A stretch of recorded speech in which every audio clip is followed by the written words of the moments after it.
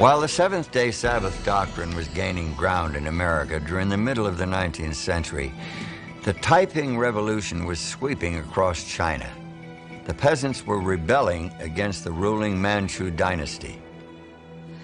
The mainland Chinese government, who presented themselves as a peasant revolutionary movement, has always glorified the similar peasant revolutionary movements in the past.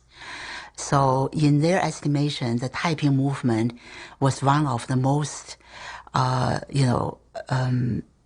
glorious examples, of a peasant revolution. It all started with Hung Su-Shwen, the ambitious son of a poor farmer. He wanted to make something of himself, so he set his sights on a position with the civil service. But Hung repeatedly failed the civil service examination. Some historians feel that he was treated unfairly because of the government's bias against the peasant class. One day, as Hung was leaving the examination site, a Chinese Christian convert handed him some pamphlets published by Protestant missionaries. He went home, put them on a shelf, and forgot about them. Hung took another shot at passing the examination, but a final failure plunged him into a nervous breakdown, a dark and depressing period marked by a series of bizarre dreams.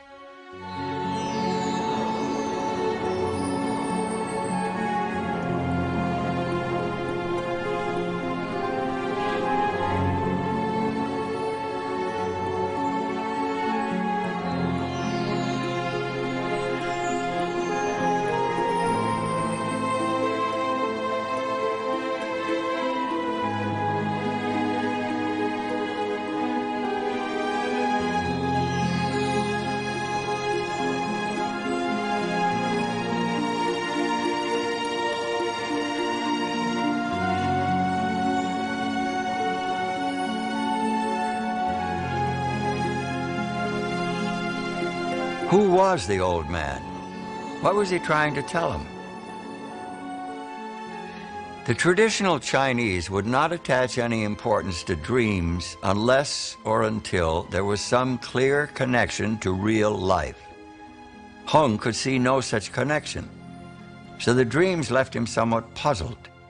And it was some time after that a friend visited him after he'd had the visions and after he'd failed the exams and said, "Oh, I see you've got those tracts. Those are fascinating, aren't they?" Some casual remark like that. And Hung said, "Well, I haven't actually looked at them." And the friend said, "Well, I think you should read them. You'd find them really absorbing."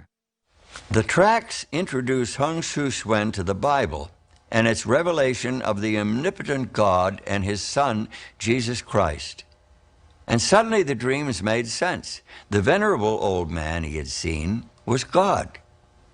Hung now saw the universe as drastically different from what he'd learned in the Buddhist tradition. So the dream, the tracts, and the Bible teaching, are beginning to come together in his mind. And so what he has is an increasingly complex vision of God the Father.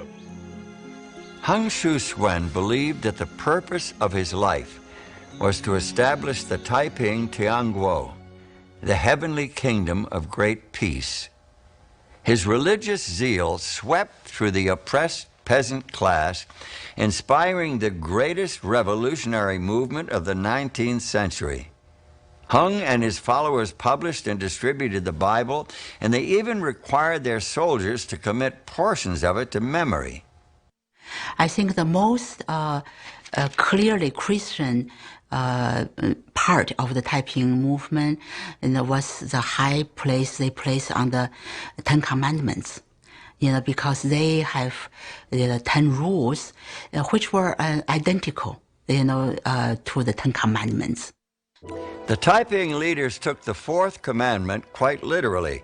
They required the observance of the seventh day of the week as the Sabbath. Since the traditional Chinese calendar had no 7-day week, they had to adapt their customary routine. Every 6th day, a flag was raised to remind the people to prepare for the coming holy day. The seventh day is the Heavenly Father's holy day. Therefore, our Heavenly Father ordered it to be the Sabbath day and appointed it as the day for worship, as an eternal reminder to the people that true happiness is bestowed upon them through the grace of our Heavenly Father, that they should forever remember the Heavenly Father's kindness. Hung Shu-Xuan's efforts to set up the great kingdom of heavenly peace never really succeeded.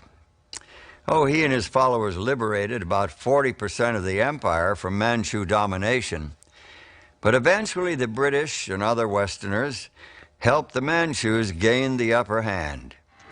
They crushed Hung Shu-Xuan's revolution in 1864.